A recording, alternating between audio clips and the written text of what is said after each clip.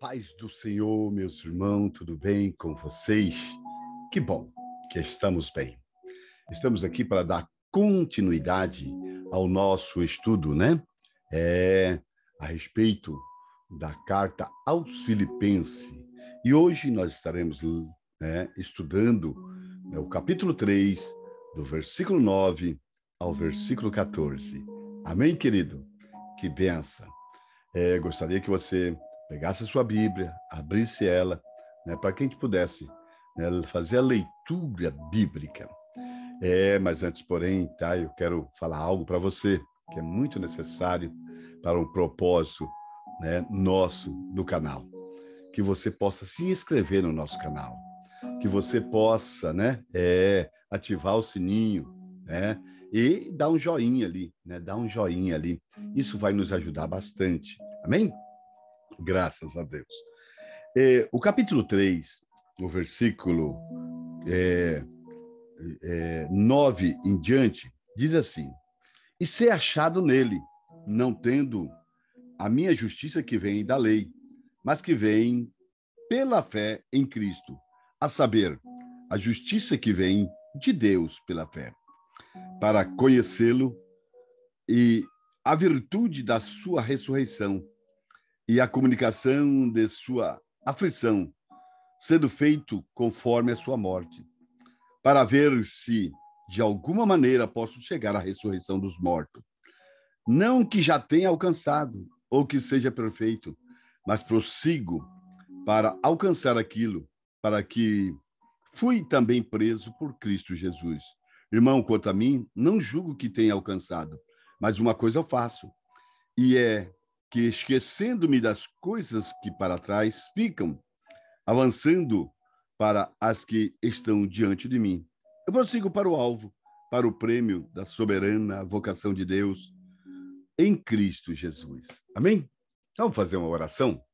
Senhor, meu Deus e meu Pai, em nome de Jesus, eu quero te louvar por essa oportunidade que o Senhor nos dá, Senhor, de podermos, papai querido, aprender mais um pouquinho de ti, que é manso e humilde de coração.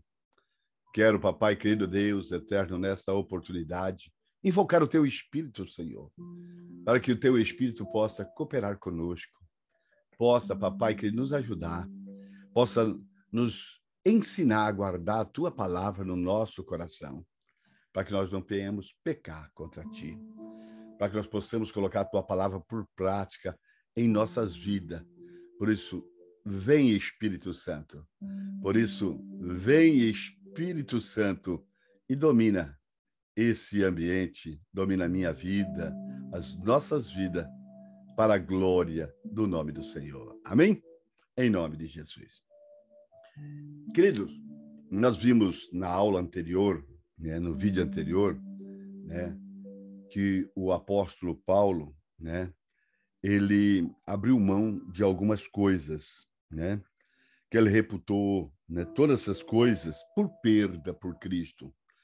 Nós vimos na aula anterior, no versículo 8, ele fala de perda de todas as coisas, e repete essa mesma frase nesse versículo 8. Ou seja, o apóstolo Paulo, ele abre a mão de algumas coisas, ele lança tudo como esterco, como ele mesmo falou, Ou seja, o apóstolo Paulo, ele teve que tomar uma decisão, ele teve que fazer uma escolha, e a escolha que ele fez, isso vai mostrar o motivo pela qual ele renunciou todas essas coisas, E ele renunciou todas essas coisas porque ele queria conhecer a Cristo, porque ele queria se apegar a Cristo, ele queria ser mais íntimo de Cristo, ele queria viver mais Cristo. E nós vemos que parece que essa passagem deixa explícito que o coração de Paulo estava formatado, estava moldado, em duas verdades, fundamentais do cristianismo, Ou seja, primeira é Cristo e segunda o céu. essas duas verdades parece que movimenta Paulo nesse testemunho que ele está dando, né, aos filipenses e a nós nos dias de hoje. Tá? Nós vemos, querido, que o apóstolo Paulo tinha um coração voltado para Cristo e para a justiça de Cristo Jesus. Tá? E ele deixa bem exemplificado nessa passagem, né, que começa ali no final do versículo 8, a última frase, tá? Que eu possa ganhar a Cristo, que mostra o desejo de Paulo, né? O desespero de Paulo era ganhar a Cristo. Porque Paulo entendia algo fundamental, algo, né, que era extremamente necessário. Tá? E Paulo entendia que se os seus interesses estivessem somente em Cristo, se os seus olhos estivessem somente em Cristo e a justiça de Cristo, ele seria uma pessoa, tá, que seria abençoada de uma forma indescritível. Tá? E se ele, né, com essa atitude, se ele conseguisse realmente que Jesus fosse o seu Senhor e o seu Salvador, tá? Por isso que ele diz, na última frase do versículo 8, para que eu possa ganhar a Cristo, para que eu possa conhecer a Cristo, para que eu possa, né, ser íntimo de Cristo, tá? E o apóstolo Paulo está usando uma linguagem muito comum naquela época, né, dentro da cultura helenística, tá? Ou grega. Ele estava usando a linguagem de uma competição, de uma corrida, que era muito comum, tá? Onde o corredor ele se esforça para chegar ao final, e não somente chegar ao final, tá? Mas para ganhar o prêmio, tá? Para o prêmio da soberana vocação de Deus, tá? Paulo está ilustrando aqui, tá? O mesmo linguajar de um marinheiro, né, que está no seu navio, tá, com desejo desesperado para alcançar o porto que ele tanto deseja. Tá?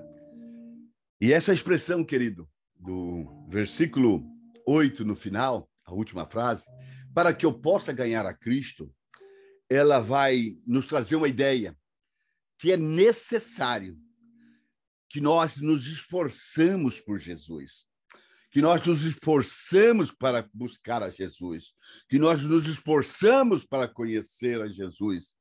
Tá? E mesmo assim, tudo isso ainda, segundo a ótica do apóstolo Paulo, não é suficiente para ganhar a Cristo. Para ganhar a Cristo. Tá? Porque ele diz no capítulo, versículo 9, na primeira frase, tá? Para que seja achado nele. Então, se eu for achado nele, eu ganhei a Cristo. Tá? Então, por mais que eu me esforce, o que vai determinar a minha vitória é se eu seja achado nele. Paulo está, né, com certeza, se lembrando aqui, né, de uma passagem bíblica no livro de Números, no capítulo 35, no versículo 25, né, quando fala de um homicida involuntário, tá? Que quando ele matava alguém de uma forma involuntária, ele era levado para uma cidade chamada Cidade do Refúgio. E ali ele estaria seguro, porque o vingador de sangue, tá? Aquele que ia, né, vingar a família, vingar aquele que morreu, ele não poderia vingar dentro desse território, porque ali um sumo sacerdote, né, ungiu essa situação e ninguém pode fazer nada. Tá? O versículo vai dizer mais ou menos, não, assim, melhor dizendo. Tá? Ó, olha, presta bem atenção. E a congregação livrará o homicida da mão do vingador do sangue. E a congregação o fará voltar à cidade do seu refúgio, onde se tinha acolhido, e ali ficará até a morte do sumo sacerdote, a quem ungiram com o santo óleo. Ou seja, ninguém pode te tocar. Então, ser achado nele. Jesus está dizendo que em Cristo ninguém pode nos tocar. Tá? Ninguém pode nos destruir. Tá? E o apóstolo Pedro vai dizer essa mesma situação, né? Como se estivéssemos comparecendo diante de um juiz, e nós temos que ser, comparecer diante desse juiz, tá? Nós precisamos ser achados em plena paz. Olha o que ele vai dizer no capítulo 2, né, capítulo 3 de 2 Pedro, no versículo 14. Por isso, amados, aguardando estas coisas, procurai que dele seja achado, imaculados, irrepreensível, em paz. Com certeza, querido, tá? Se nós, com a nossa justiça, nos aparecêssemos diante de Deus, né, porque somos culpados, com certeza nós seríamos destruídos. Mas existe, o que Paulo está dizendo, que existe uma justiça preparada para nós. E uma justiça preparada em Jesus Cristo. E essa justiça em Jesus Cristo, ela é perfeita. Ela é completa. Paulo está dizendo que ninguém vai ser beneficiado, né, por essa justiça se continuar confiando em si mesmo. Se continuar confiando naquilo que ele pensa. Se continuar confiando naquilo que ele acha. Tá? Porque a única forma de, né, nós sermos conduzidos, né, tá, a Cristo é crendo nele, crendo na justiça dele e não na justiça da lei. Paulo vai escrever no versículo 9, não tendo a minha justiça que vem da lei. Tá? Não, eu não venho baseado na letra, eu não venho baseado na lei, eu venho baseado na fé, no Espírito. Tá? Querido, o apóstolo Paulo está dizendo que nós não devemos achar que as nossas atitudes, que as nossas boas obras, elas serão capazes de nos redimir as nossas más obras. Não, não, não, não. Paulo está dizendo que eu posso até colocar as minhas boas obras do lado das minhas más obras, achando que isso vai, né, equilibrar as minhas contas com Deus. Mas não é assim. Não é assim. Nós temos, né, nós dependemos, tá, da justiça que vem pela fé em Cristo Jesus. Tá?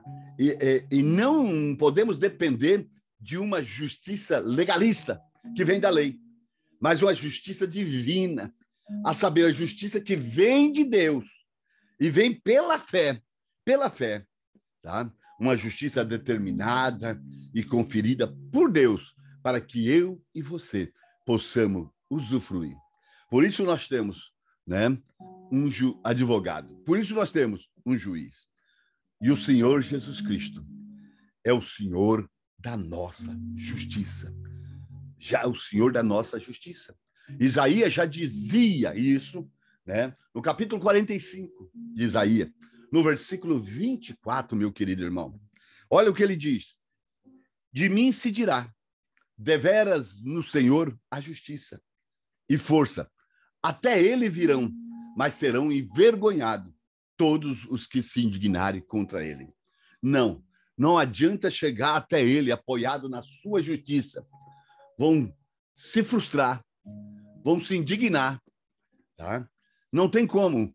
Eu tenho que apoiar nessa justiça que já está preparado para mim em Cristo Jesus, tá?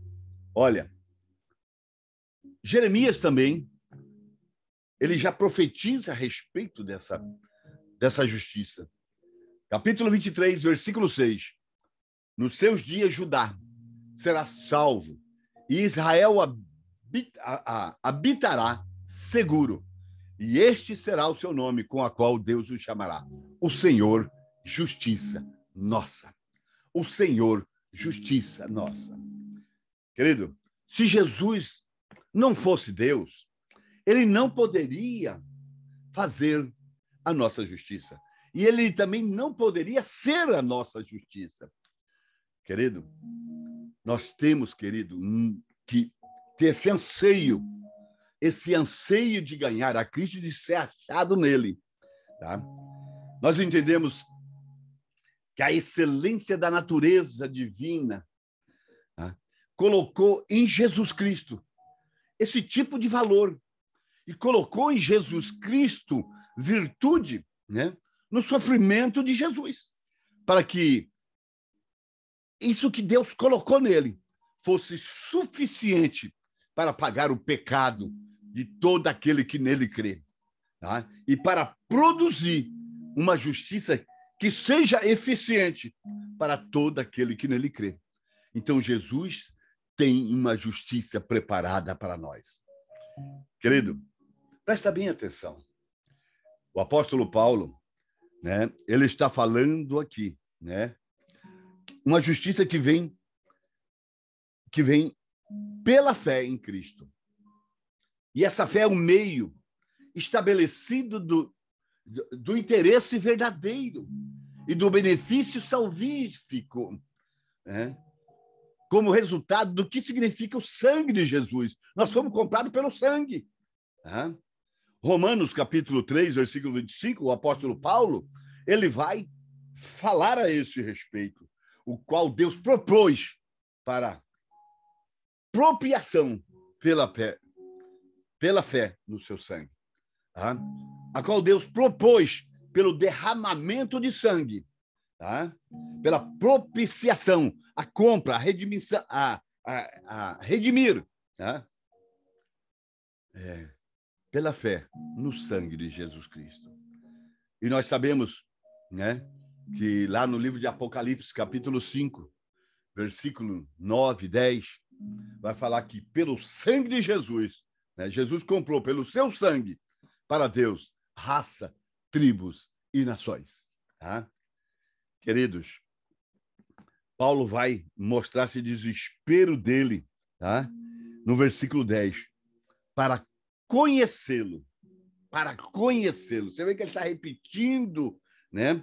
Achar em Cristo, né? Ganhar a Cristo, conhecer a Cristo. Você vê o desespero de Paulo, tá? Para que possa conhecer a Cristo, no versículo 10. Tá? Para conhecê-lo e também conhecer o quê? A virtude da sua ressurreição e conhecer também a comunicação das suas aflições. Tá? Olha, querido, a fé que Jesus está dizendo aqui, ela é resultado de um conhecimento. Ela é chamada de um conhecimento. Isaías 53, no versículo 11, esse capítulo messiânico, né, escrito por Isaías, vai dizer: e ele verá o fruto do seu trabalho, o fruto do trabalho da sua alma, melhor dizendo, e ficará satisfeito com o seu conhecimento. O meu servo, o justo, justificará muito, porque as iniquidades dele levará sobre si. Querido, conhecer a Jesus aqui significa crer nele. E crer nele, né, é resultado de um conhecimento íntimo. Né? Não é um conhecimento teológico, mas um conhecimento experimental. Do quê? Da virtude. Ele que diz: eu quero conhecer numa experiência que é o máximo. Qual é essa experiência máxima? É a virtude da ressurreição. Assim como Jesus, ele ressuscitou dos mortos, eu também quero ter essa experiência. Eu quero conhecer Jesus no máximo. Eu quero conhecer como isso se passou. Né? E a comunicação das suas aflições. Ou seja, sentir, eu quero viver a eficiência das virtudes da ressurreição e das aflições de Jesus. Tá? Eu só não quero falar de lábios, eu quero viver Cristo. Eu quero experimentar Cristo. Eu quero seguir as passadas de Cristo. Você vê uma pessoa desesperada, você vê uma pessoa, parece até que alucinada por viver Cristo. Paulo tinha tanto desejo de conhecer tanto o poder da morte de Cristo, como também o poder da ressurreição de Cristo. Ele entende que na morte de Cristo, né, ele estava destruindo todo o pecado da humanidade, tá? Que estava sobre ele. E, ao mesmo tempo, essa morte estava conduzindo Cristo a viver novidade de vida. Novidade de vida. E ele quer viver isso, novidade de vida. E a novidade de vida é a ressurreição. Tá? Querido, Paulo vai escrever, continuar escrevendo aqui, né, no capítulo, no versículo, né, no versículo 10 do final, sendo feito conforme a sua morte. Tá? Ou seja, ele tinha um modelo, tá? Ele sabia, né, para onde ia, ele sabia o que queria. Tá? Quando a gente sabe o que quer, a gente sabe aonde vai chegar. Tá? Quando a gente não sabe, qualquer lugar serve. Tá? Então, para que possa ser feito conforme a sua morte, conforme Jesus, a experiência de Jesus. Tá? E isso, essa frase aqui, também se refere a uma santificação, a um estado de pureza. Porque Jesus, o nosso sumo sacerdote, em tudo foi tentado, mas não pecou. Como diz aí a palavra de Deus em Hebreus, capítulo 4, versículo 15. Não pecou. Tá? Assim sendo, querido, o apóstolo Paulo está dizendo, olha, quando nós morremos para o pecado, tá?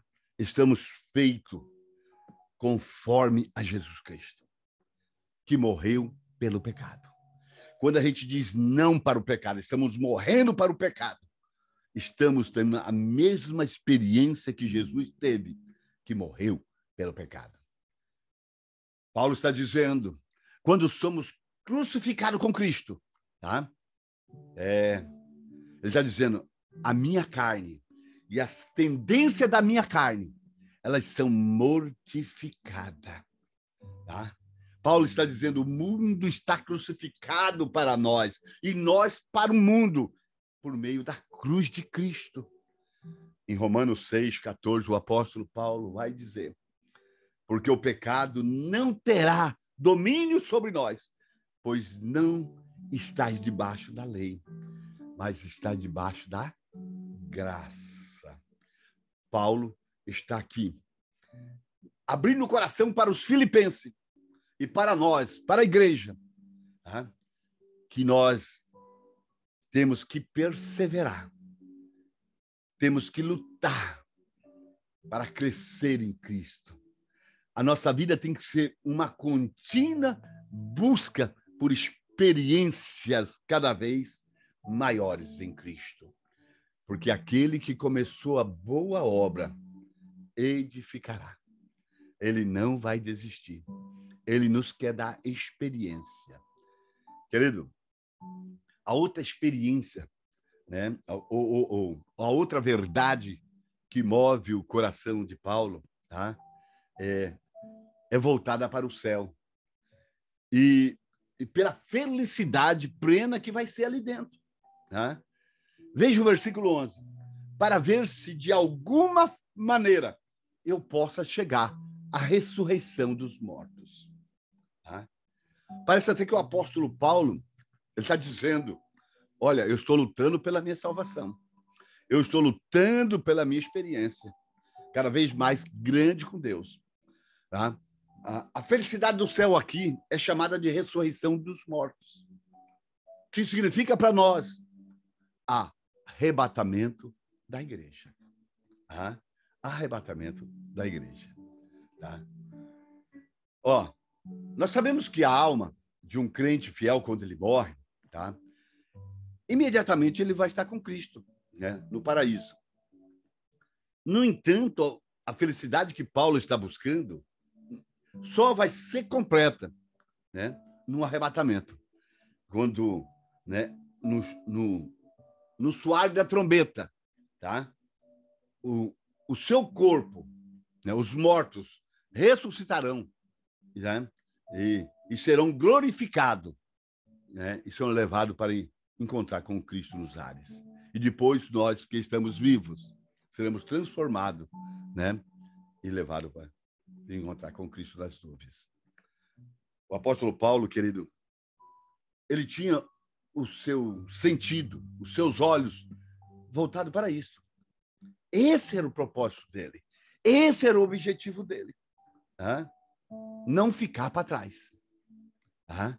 Não perder mas está atento, tá? Para não ser achado entre os mortos, entre os que dormem, os que estão fracos, né? E os que estão doentes, tá? Mas está atento para ouvir o soar da trombeta, a voz de arcanjo. Querido, para os crentes, para os santos, tá?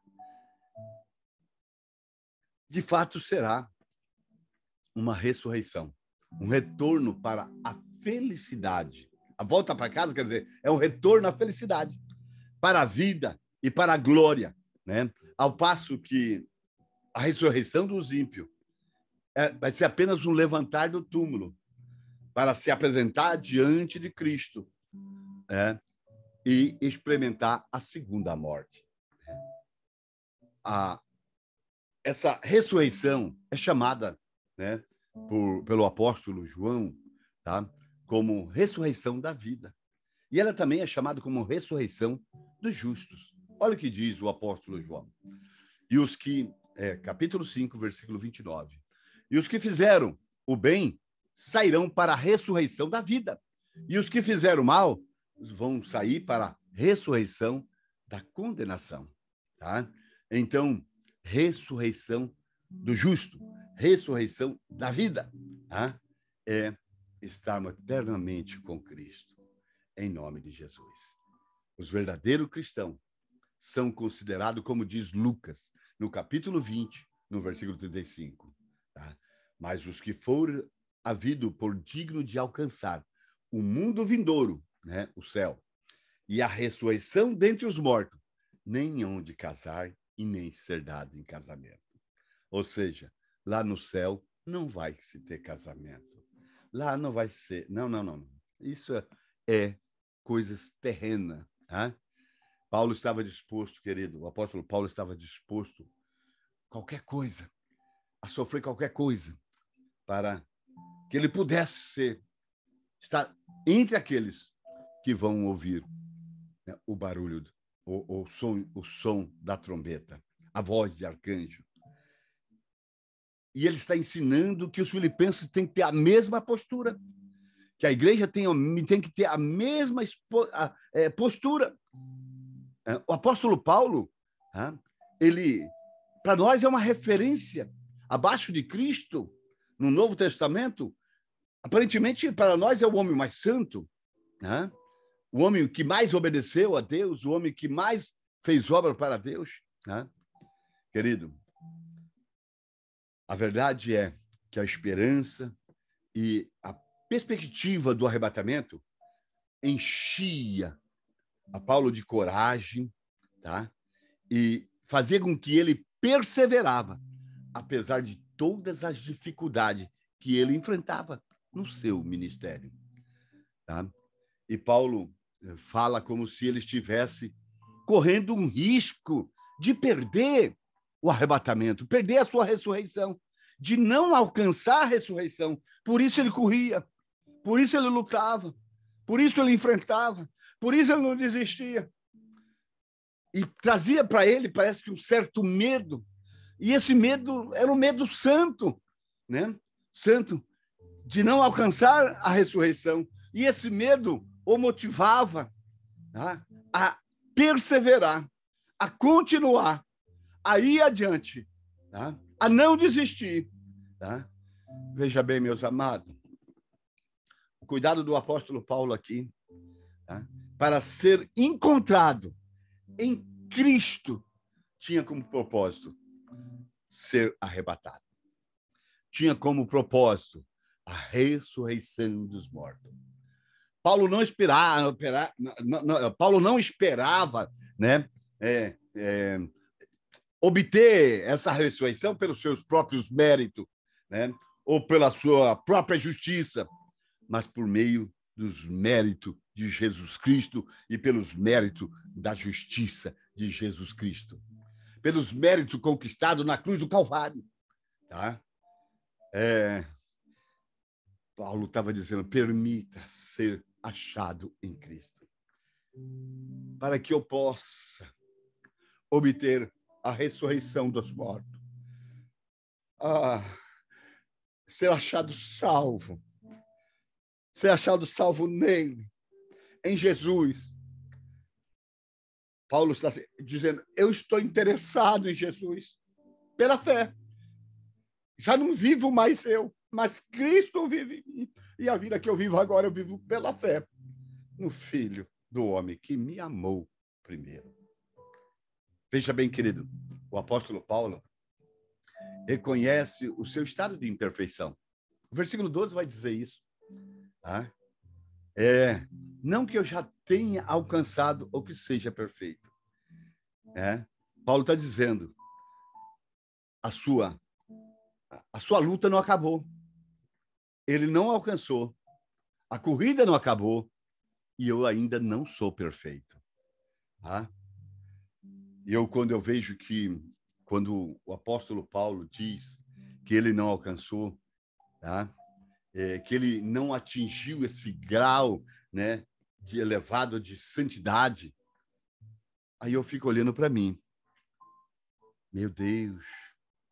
Por isso que a Bíblia pede para nós examinarmos uns aos outros? Não, examinar a si mesmo. Como é que está a minha vida? Como é que está a minha salvação? Como é que está? Se Jesus voltar hoje, como é que eu estou? Meu Deus! Coisa linda, né? No versículo 13, novamente Paulo vai mostrar, tá, que ele não alcançou.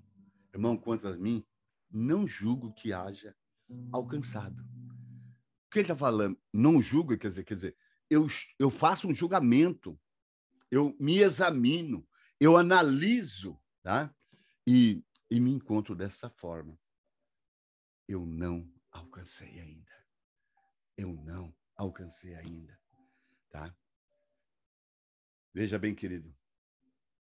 Aqueles que acham que não tem a graça suficiente, eles apenas estão provando que não tem a graça suficiente. Ou melhor, que não tem graça nenhuma. Porque onde existe a verdadeira graça, tá? Aí existe um desejo, sabe o quê? De mais graça. Uma necessidade de alcançar a perfeição da graça. Porque somos salvos pela graça. Tá? E Jesus é a graça de Deus para nós, o presente de Deus para nós. Né? Mas a atitude do apóstolo Paulo, querido, tá? Diante da sua convicção, tá? Considerando que Paulo ainda não tinha alcançado, né? Considerando que ele ainda não era perfeito, uma coisa Paulo fazia. Né? Ele continuava o quê? Avançando. Ele continuava lutando. O versículo 12 vai dizer, mas prossigo. Tá?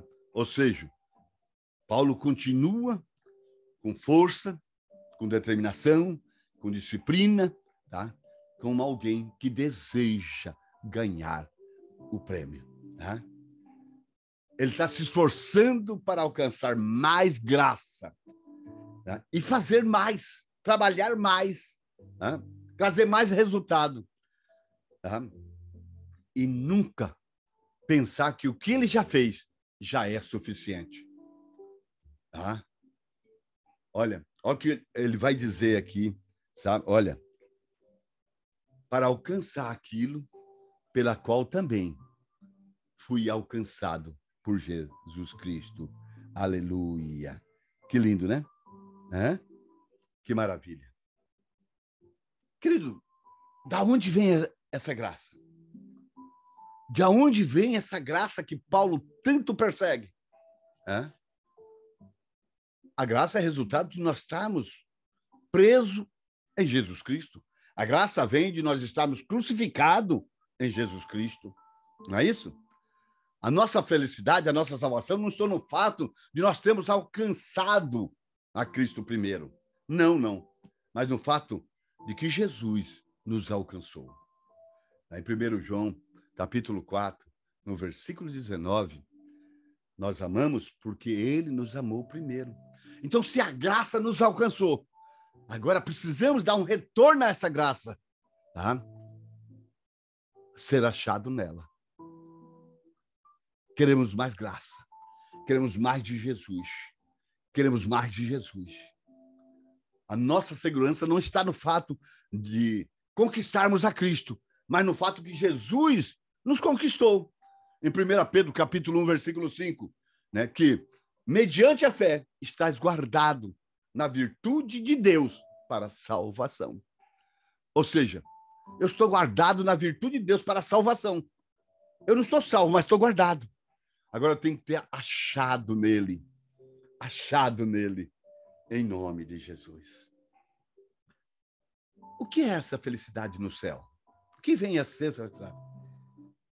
É alcançar aquilo para que nós também fomos alcançados por Cristo.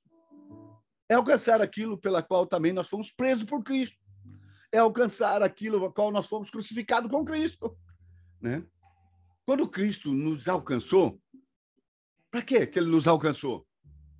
Simplesmente para a gente ter uma vida, né, terrena, né, diferenciada? Não. O propósito de Jesus é a eternidade. Foi para nos levar para o céu, tá? Para que nós possamos alcançar aquilo, para que ele nos alcançou, tá? E conquistar a perfeição da nossa felicidade. Tá? Ali seremos felizes eternamente, porque a Bíblia diz que lá não vai haver choro, nem lágrima, nem pranto, nem dores. As primeiras coisas se passaram. Tá? O apóstolo Paulo vai acrescentar, tá? No versículo 13, uma coisa eu faço. E essa coisa que ele faz, né, era o grande cuidado que o apóstolo Paulo tinha e a preocupação, né, que ele tinha de fazer. Certo? E que, esquecendo das coisas que para trás ficaram, né, e avanço para o que estão diante de mim. Ou seja, aquilo que ficou para trás ficou.